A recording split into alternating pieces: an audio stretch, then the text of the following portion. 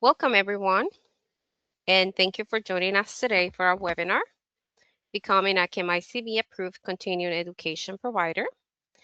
My name is Laura Lozano, and I am the Credentialing Associate here at CAMICB. And my name is Karina May, and I am one of the webinar administrators here at CAMICB. All right, today we're going to be covering several items. First, we'll go over what the CMCA is, and then we'll go over the CAMICB Continuing Education Course Provider's homepage. Then we will review the CAMICB Continuing Education website, the steps to becoming an approved provider, the top 5 reasons applications are denied, and then finally, the approval process. All right, so CAMICB, previously NBCCAM, was established in 1995 with the goal of creating a credentialing program anchored by a strong examination and continuing requirements for professional excellence. So what is the CMCA and what is CAMICB? CAMICB stands for Community Association Managers International Certification Board, and the CMCA stands for Certified Manager of Community Associations. CAMICB is the organization that administers the CMCA certification, which is internationally recognized with over 20,000 managers certified worldwide. We also are nationally and internationally accredited. We have received international accreditation through NC by complying with standards ISO 17024, and this is for the recognition of the value of our program. Now, community association managers with a CMCA need to take 16 hours of continuing education every 2 years to maintain their certification. And so this is why we need continuing education course providers who are qualified and have quality programming to offer to our CMCAs so that they can obtain this renewal requirement. All right, so now let's go ahead and navigate to the continuing education course provider homepage. You can find that on our website at camicb.org. If you hover the cursor over the recertification menu option, you'll see the third option is becoming a CAMICB course provider. It's important to understand how credential holders find continuing education opportunities because this is where your course posting become visible. Managers can browse approved continuing education courses through the CMCA Resource Center, which includes both free and paid options that are eligible for CMCA recertification credit. One important point is that CAMICB does not handle course registration. Managers use the contact information and registration links provided in your course listing to register directly with your organization. That's why complete and accurate course posting is so important. The course title, description, delivery method, location, dates, and contact information all help managers find your courses and determine whether they are a good fit for their continuing education needs. So the process for becoming a CAMICB approved continuing education provider consists of 5 steps. First, your organization designates a primary point of contact who will be responsible for completing the application process and serving as the approved continuing education provider. Second, the designated individual completes the required training, which includes an overview of CAMICB's continuing education requirements and the application materials. Third, submit the application and sign acknowledgement form. CAMICB reviews applications between approximately 30 days. Once approved, step 4 is to post your courses in the CMCA Resource Center. All course listing must follow the required format and instructions outlined in the quick reference guide. And then finally, providers are responsible for delivering courses in accordance with CAMICB requirements, maintaining attendance records, reporting attendance between required timeframes, and providing participants with proof of completion.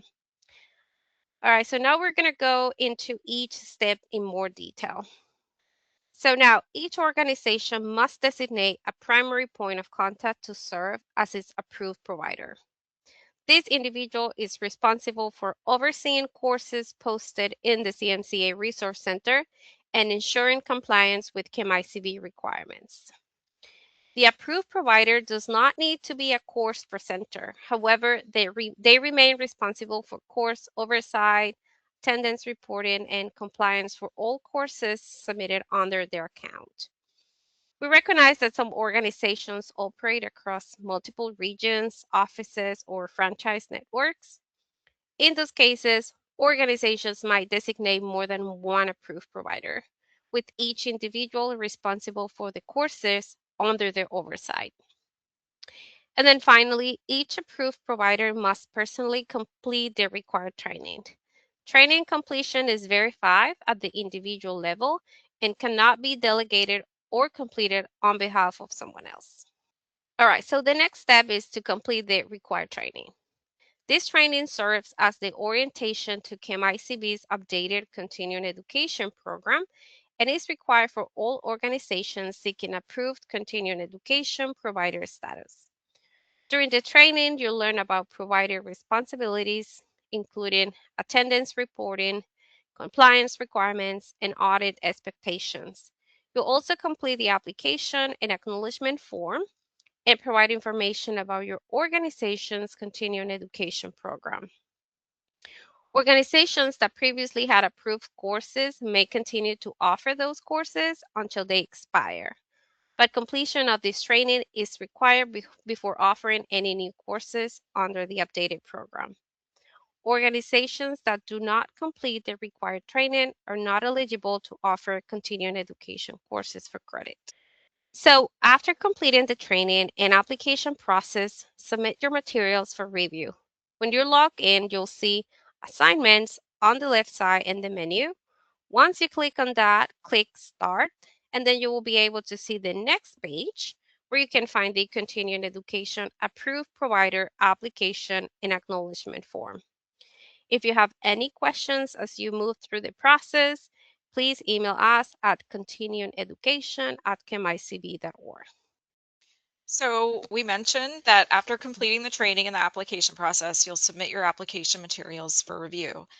CAMICB staff will verify that the required training has been completed and all required information has been provided, and program requirements have also been acknowledged. This is the formal review and approval stage of the process. And once the review is complete, you'll receive an automated email confirming approval or a direct email from CAMICB staff requesting any additional information needed to process your application. Now, please allow up to 30 days for review and plan accordingly if you intend to begin offering new continuing education courses. Now, first and foremost is that these are some things to keep in mind when submitting courses. You'll want to ensure that the target audience for your courses are community association managers. Community association management is a distinct profession, and while it is similar to its counterpart, property management, they are separate and unique professions, and there are important distinctions. Do not include company logos on every slide containing educational content. Company logos are not allowed on every slide, but however, we do allow them to be on the contact and interaction slides. But we just want to make sure that this is not promotional in any nature. We want to make sure that the education is not specifically promotional and that it is educational for our CMCA managers. Now, if you have concerns over copyright, that doesn't necessarily mean you need to have a logo on every page. You can just have something at the bottom that says copyright of your organization. Credit hours can only be awarded for educational content. So happy hours, dinners, welcome remarks, anything like that is not going to be acceptable for continuing education. Fourth, the length of your continuing education program should be a minimum of 1 hour. And then lastly, you do need to track attendance. Course providers must submit a roster at least 45 days after each administration for ongoing or on-demand courses. And if you're holding these consistently, just try to submit your course rosters at least every 45 days to continuing education at camicb.org. All right. So once your organization has been approved, you may begin posting courses in the CMCA Resource Center using the same account you used to complete the training. And this is where the quick reference guide becomes extremely important. The guide provides step-by-step instructions and a course description template to help ensure your course postings meet CAMICB requirements. And all course listings must include complete and accurate information, including the course description, credit hours, delivery method, location, scheduling details, company name, and contact information. Courses must also have a clearly defined instructional length and corresponding credit value. And most posting issues occur because providers do not follow the quick reference guide or are omitting the required information. So just taking a few extra minutes to use the guide can help prevent delays, corrections, or removal of course posting. And failure to follow posting requirements may result in course removal and could affect your organization's approved provider status. Now we want to spend a moment on the quick reference guide because this is one of the most important resources you'll receive as an approved continuing education provider. The guide walks you through the course posting process step by step and includes a required course description template. And we strongly encourage you to use it every time you post a course. Many of the issues we see with course postings occur because providers are not following the guide or leaving out required information. So using the template helps ensure that all required details are included and that managers can easily find the information they need. Now, please keep in mind that posting courses in the required format is part of maintaining your approved continuing education provider status. And repeated failure to follow the guidelines may result in course postings being rejected or could lead to suspension of your provider approval until compliance issues are resolved. Now, step number 5.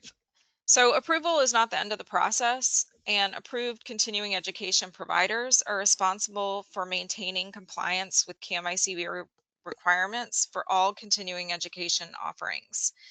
This includes delivering courses as described in the course posting, tracking and verifying participant attendance, and reporting attendance to CAMICB within 45 days of each course administration.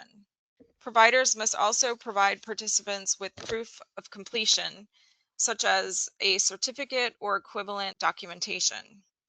And while providers are not required to maintain long-term continuing education records for certification holders, it is recommended that records be retained in case participants request them in the future. CMCA certification holders are ultimately responsible for maintaining their own records for renewal and audit purposes. And failure to meet these requirements may result in loss of approved continuing education provider status. And with that, we are at the conclusion of our webinar for today.